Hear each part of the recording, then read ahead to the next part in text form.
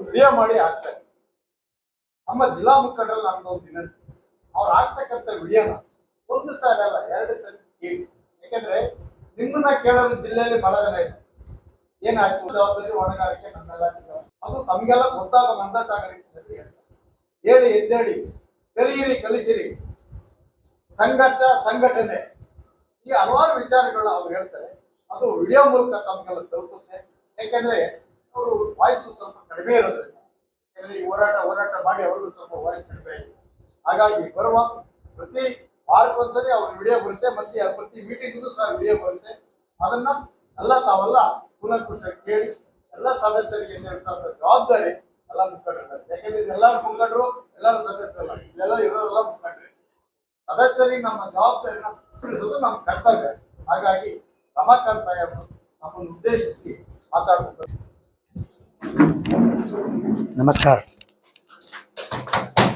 ಸ್ವಾಮಿ ಅಧ್ಯಕ್ಷರೇ ಹಾಗೂ ನಮ್ಮ ಕಾರ್ಯಕಾರಿ ಸಮಿತಿಯ ಸದಸ್ಯರೇ ಹಾಗೂ ಬೇರೆ ಎಲ್ಲ ಜಿಲ್ಲೆಯಿಂದ ಬಂದಿರತಕ್ಕಂತಹ ಪದಾಧಿಕಾರಿಗಳೇ, ಈ ಮಾಡಿರೋ ಮುಖ್ಯ ಉದ್ದೇಶ ನಾವು ನಮ್ಮ ಹೋರಾಟ ಮಾಡುವುದನ್ನು ಬಿಡುವುದಿಲ್ಲ. ನಮ್ಮ ವಯಸ್ಸಾಗಿರ್ಬೋದು, ಆದರೆ ನಮ್ಮ ಹೋರಾಟದ ಶಕ್ತಿ ಕಡಿಮೆ ಆಗಿಲ್ಲ. ವಯಸ್ಸು ಜಾಸ್ತಿ ಆಗಿರ್ಬೋದು, ನಮ್ಮ ಯುಕ್ತಿ ಕಡಿಮೆ ಆಗಿಲ್ಲ. ಈ ವಿಷಯವನ್ನು ಕರ್ನಾಟಕಾದ್ಯಂತ ಎಲ್ರಿಗೂ ಇದು ಗೊತ್ತಾಗಬೇಕು. ಈ ಕಾರ್ಯಕಾರಿ ಸಮಿತಿ ಎದಕ್ಕೆ ಕರೆದಿದ್ದೀವಿ?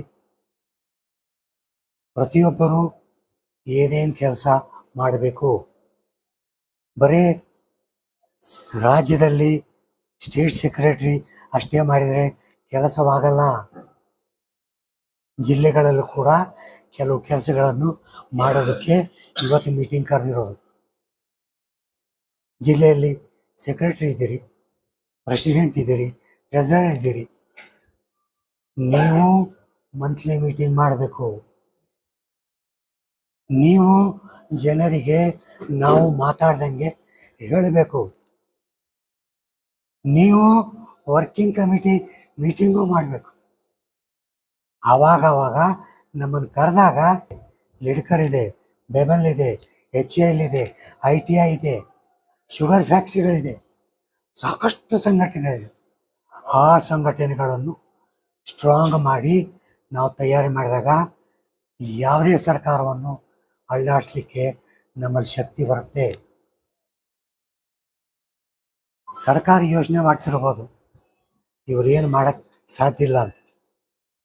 ಸರ್ಕಾರಕ್ಕೆ ಇವತ್ತಿನ ದಿವಸ ನಾನು ವಾರ್ನಿಂಗ್ ಕೊಡ್ತಾ ಇದ್ದೀನಿ. ನಮ್ಮ ಪೆನ್ಷನ್ ಬರೋವರೆಗೂ ನಾವೆಲ್ಲರೂ ಹೋರಾಡೋದೆ. ನಾ ಹೋದರೆ ನನ್ನ ಜಾಗಕ್ಕೆ ಇನ್ನೊಬ್ಬರು ಬರ್ತಾರೆ, ಅವ್ರು ಹೋದರೆ ಇನ್ನೊಬ್ಬರು ಬರ್ತಾರೆ. ಆದರೆ ಪೆನ್ಷನ್ ತಗೊಳ್ಳೋದು ನಾವು ಬಿಡಲ್ಲ. ನಮಗೆ ಬೇರೆ ಥರ ಹೊಡೆದಾಡ್ಲಿಕ್ಕೆ ಬರಲ್ಲ, ನಮ್ಮಲ್ಲಿ ಶಕ್ತಿ ಇಲ್ಲ. ನಾವು ಬೇರೆ ಬೇರೆ ಥರ ಸರ್ಕಾರ ಜೊತೆಗೆ ಹೋರಾಟ ಮಾಡ್ತಾ ಇದ್ದೀವಿ, ಸಂಘರ್ಷಗಳನ್ನು ಮಾಡ್ತಾ ಇದ್ದೀವಿ.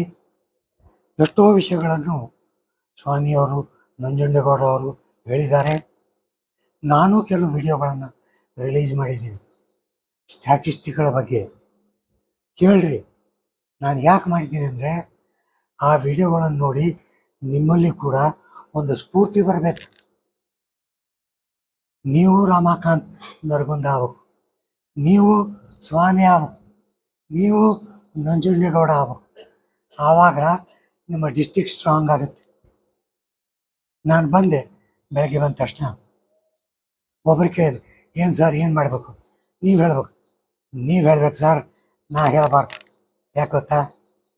ನಾನು ಲೀಡರ್ಶಿಪ್ ಡೆವಲಪ್ ಮಾಡಲಿಕ್ಕೆ ನನ್ನ ಮುಖ್ಯ ಜೀವನದ ಗುರಿ. ಎಷ್ಟು ಲೀಡರ್ಸ್ ಆಗ್ತಾರೋ ಅಷ್ಟು ಸಂಘಟನೆಗೆ ಬಲ ಬರುತ್ತೆ.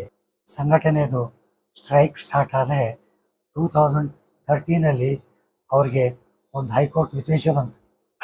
ಯಾರು ಪ್ರಾಫಿಟಬಲ್ ಬ್ಯಾಂಕ್ ಇದೆ ಅವ್ರಿಗೆ ಎಷ್ಟೇ ಕೊಡ್ತೀವಿ.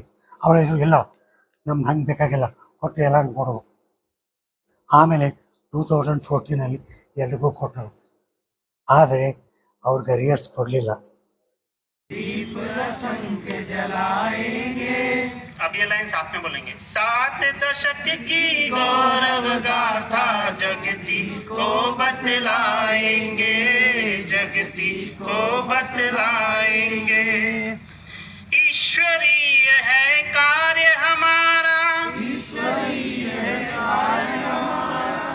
मन में दृढ़ विश्वास लिए, श्रमिक राष्ट्र उद्योग हितैषी, बन अनगिन बलिदान